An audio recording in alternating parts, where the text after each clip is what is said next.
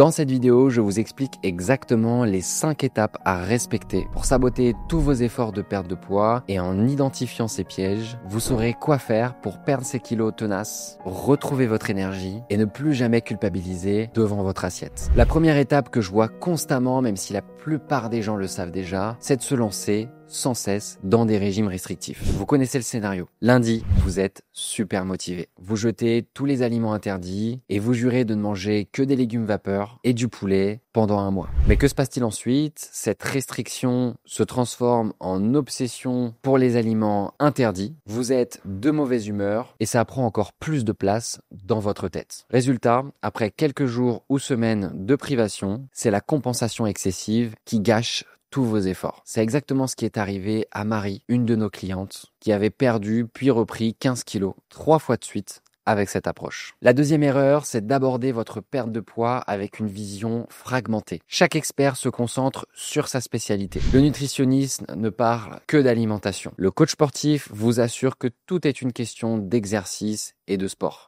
L'hypnothérapeute cible votre subconscient pendant que la diététicienne focalise son attention sur les macronutriments. C'est exactement comme d'essayer de construire un puzzle en utilisant simplement une seule pièce à la fois. C'est simplement impossible. Le résultat, c'est que vous passez d'une approche à l'autre, d'un spécialiste à l'autre, accumulant de l'information et une vision simplement parcellaire des choses, sans jamais avoir la vision globale. J'ai par exemple rencontré Isabelle qui avait vu 7 spécialistes différents en 2 ans. Nutritionniste, hypnothérapeute, diététicien, psychologue spécialisé dans les troubles du comportement alimentaire, acupuncture, et j'en passe. Elle connaissait parfaitement la théorie de chaque méthode. Mais comme personne ne lui avait expliqué comment intégrer ces différentes approches entre elles, elle restait complètement bloquée dans ce cercle d'échecs. La troisième erreur est plus subtile, mais tout aussi destructrice. C'est tout simplement de s'isoler socialement pour tenir son régime. Combien de fois avez-vous déjà refusé, pensé à annuler un repas entre amis, simplement par peur de craquer? Vous est-il déjà arrivé de manger seul un repas diététique pendant que votre famille profitait d'un repas normal? Cette approche crée un cercle vicieux car plus vous vous isolez, plus votre morale baisse, plus vous risquez de compenser avec la nourriture. C'est ce que j'appelle le paradoxe de l'isolement minceur. En voulant perdre du poids à tout prix, vous sacrifiez ce qui vous nourrit émotionnellement et vous finissez par compenser avec de la nourriture réelle. Maintenant, préparez-vous pour l'erreur numéro 4 car c'est celle qui m'a, je crois, le plus choqué quand je l'ai découverte. Et je peux vous garantir que si vous commettez cette erreur, même en évitant toutes les autres, vos chances de réussite sont quasi nulles. Il s'agit tout simplement d'ignorer complètement la connexion entre vos émotions et votre alimentation. La vérité que personne ne vous dit, c'est que pour 85% des femmes que nous accompagnons, ce n'est absolument pas un problème de connaissance ni de volonté. Tout simplement un problème de gestion émotionnelle. Prenons l'exemple de Sylvie, 42 ans. Elle connaissait parfaitement les principes nutritionnels de base. Elle savait exactement quoi manger. Chaque soir, après une journée stressante, à jongler entre le travail et sa famille, elle craquait systématiquement. Pourquoi? Parce que la nourriture était devenue son anxiolytique, son réconfort émotionnel,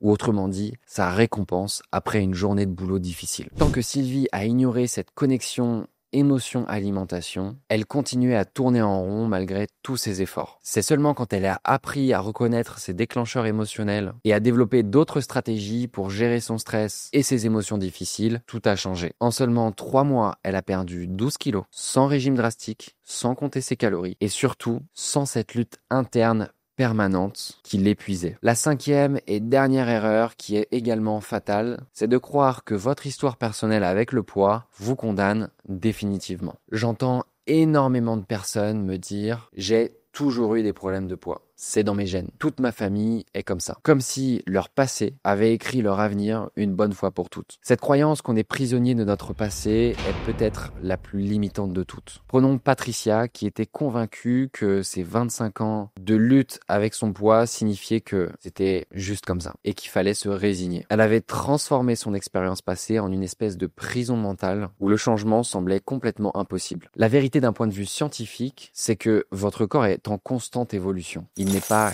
cassé. Votre métabolisme peut changer, il n'est pas cassé et vous avez totalement la possibilité de créer à la fois de nouvelles habitudes, mais aussi de nouvelles connexions émotionnelles, peu importe votre âge. Comprendre votre histoire est extrêmement important, mais croire qu'elle définit inévitablement votre futur est le sabotage ultime. Parce que dès que vous pensez que vous ne pouvez rien y faire, alors vous arrêtez d'y croire. Et quand vous arrêtez d'y croire, vous n'êtes plus vraiment en train d'essayer, vous êtes simplement en train de subir. Si vous voulez apprendre à vous réconcilier avec l'alimentation et perdre du poids de manière durable, nous avons créé un guide gratuit qui vous explique les 3 étapes clés pour transformer votre relation à l'alimentation et perdre du poids en arrêtant de lutter. Vous pouvez télécharger ce guide gratuitement en regardant les liens en description de cette vidéo. N'oubliez pas également de mettre un petit j'aime sur la vidéo, de l'enregistrer, de la partager à quelqu'un que ça pourrait aider et de nous laisser un petit commentaire pour savoir si ça vous a aidé. Et en attendant, je vous dis à très vite pour la prochaine.